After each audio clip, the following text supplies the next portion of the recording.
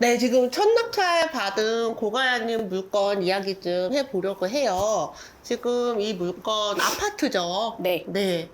지금 어디까지 진행을 하고 있죠? 일단 낙찰 받고 지금 며칠 지난 거예요?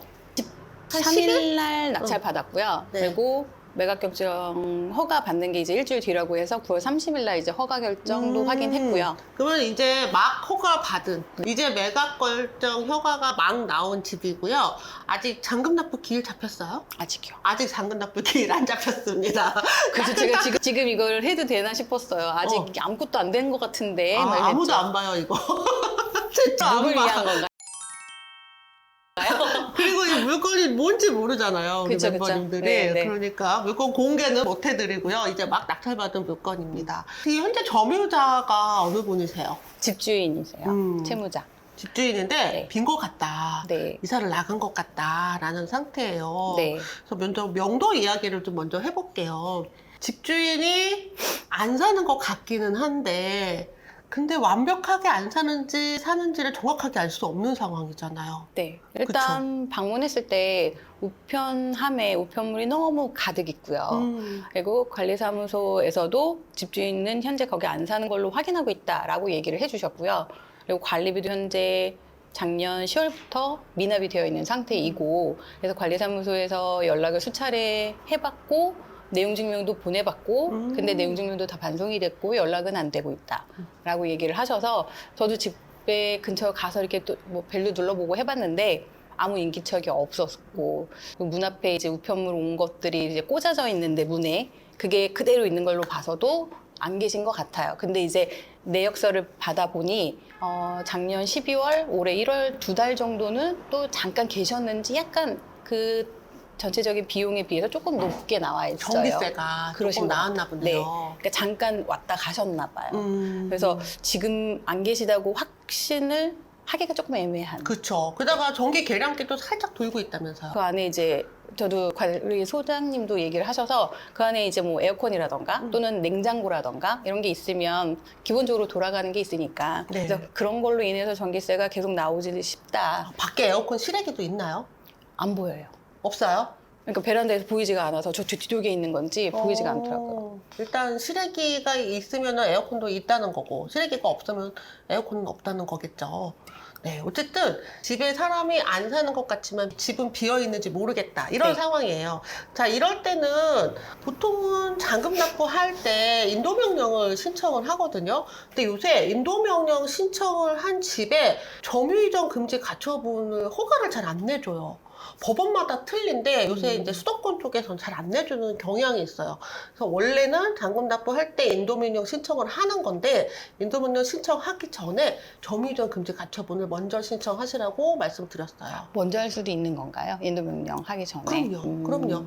근데 둘 다 잔금 납부를 해야 할 수 있기 때문에 네. 가장 빠른 날이 이제 잔금 납부하는 날이 가장 빨라요. 그래서 그날 점유이전 금지 가처분 신청을 하셨으면 좋겠고요. 네. 잔금 납부할 때 이제 법무사가 같이 해서 다 해주실 거예요. 네. 그래서 그분한테 의뢰를 하셔도 되고 직접 하셔도 돼요.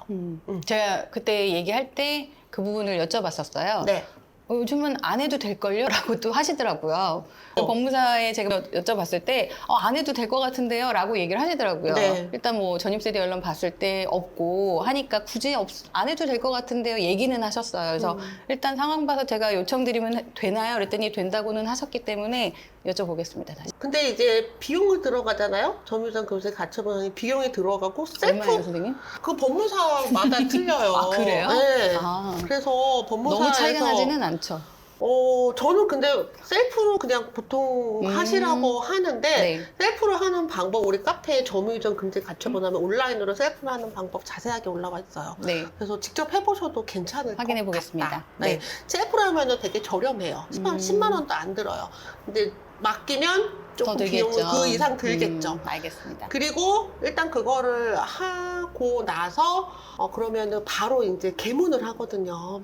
집행관님이 같이 오셔요. 그래서 같이 문을 열고 들어가서 실내를 볼 수가 있어요. 그래서 짐이 없으면 그냥 점유하시면 되고 얼마나 걸릴까요? 금방 신청하고. 나와요. 아, 그래요? 금방 나와요. 음. 네. 그래서 네. 이제 신청을 하고 나면 결정이 나와야 돼요. 이제 신청을 하고 나서 금방 일주일 이내에 나올 거예요. 그래서 결정이 나오면 거기에 이제 필요한 보증보험을 끊어서 보증보험 제출을 하고 집행 신청을 또 해야 돼요. 집행 신청을 넣으면 네. 2주 만에 나와요. 아, 네. 뭐가 이렇게 많을까요? 법원은 원래 네. 절차라는 게 있기 때문에 네. 이 절차를 밟아서 하는 거죠. 알겠습니다. 그래서 이제 점유이전 금지 가처분을 먼저 해보고 집에 아무도 없다. 그럼 그냥 점유하시면 되고요. 안 그러면 인도명령까지 해야 되는데 인도명령은 더 많은 시간이 들어요. 더 네. 길게 걸려요.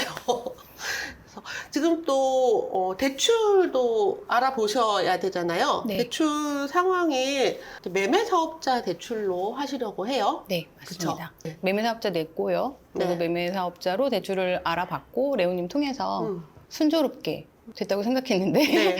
방금 전에 또 뭔가 문제가 있으시다고 다시 알아봐 주신다고 하셔서 네, 알아봐 주시겠죠? 네. 기다리고 대출 있습니다. 상황이 지금 시시때때로 변하고 있어요. 그렇죠. 네. 대출을 하는 은행 측에서도 이제 위 당국의 어떤 지시에 따라서 수시로 막 입장을 바꿔서 그러신가 말씀을 봐요. 하고 계시기 때문에 현장에서도 많이 애로점이 있다고 합니다. 지금 대출에서 가장 중요한 부분은 중도상환 수수료가 가장 적으면서 한도가 많이 나오는 대출을 찾고 계시는데 아마 괜찮은 대출을 찾으실 수 있을 겁니다. 찾아주시겠죠? 매매사업자용 대출로 하실 거고 얘는 사업자 대출이기 때문에 DSR은 크게 상관이 없으세요. 네. 네. 제가 사실 레오님한테 부탁드려서 알아봐 달라고 요청을 드리고 먼저 수협이 된다라고 얘기를 해주셔서 제 집 근처에 있는 수협을 먼저 방문을 한번 해봤어요. 안 돼요.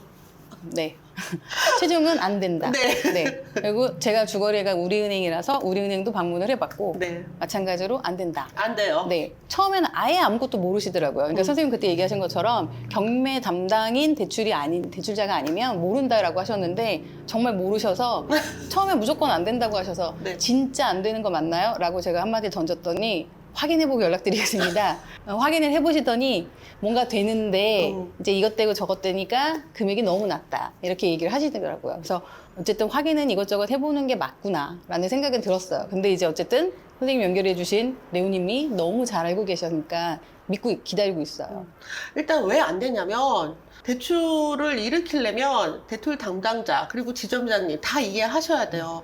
원래는 등기가 되기 전에 뭔가 이제 앞에 있는 것들이 다 말소가 되는 것들을 원하거든요, 은행은. 근데 우리는 동시에 하잖아요. 그쵸. 이 동시에 하는 것을 용납해주는 지점이어야 되는 거죠. 네. 그래서 같은 수협이라도 일부 지점에서만 하고 있는 거고. 맞아요. 네, 그런가 봐요. 네, 주거래 은행, 나한테는 주거래 은행이지만 은행한테는 나는 아무것도 아니다. 저 지점장실에 가서 하실 수 있는 분이라면 어떻게 될 수도 있어요. 아닙니다. 그 정도 급은 아닙니다. 그래서 이제 아마 아직 잔금 납부 기일이 안 잡힌 상태이고요. 이번 달 말 정도까지는 충분히 시간이 있으실 거라고 보고 있어요. 대출 상황이 여의치 않은 건 사실이지만 항상 이제 그 상황 속에서도 최적의 대출을 찾아내서 하고 있습니다. 네.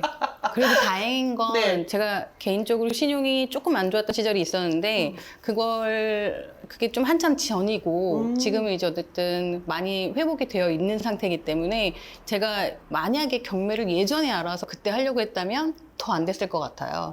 그래서 하이오님 하시는 거 보면서도 저랬을 것 같은 생각인 거예요. 제가 그 당시였다면. 그래서 외려 지금이어서 다행이다. 지금 경매를 알아서 너무 다행이다라는 생각을 또 했어요. 사실 맞아요. 대출 준비하면서. 네. 근데 뭐 신용이 좀 안 좋으면 조금 더 안 좋은 조건으로도 하실 수 있거든요. 그러시겠죠. 그래서 최적의 조건으로 받을 수 있는 신용과 그렇지 않은 신용이 있다 뿐이지 안 되는 건 아니다. 그러면 이제 명도 잘 마무리하시고 나중에 또 매도한 이후에도 그 이야기 좀 들려주세요. 알겠습니다. 오늘 이야기 너무 감사합니다. 네, 감사합니다. 고생하셨습니다. 감사합니다.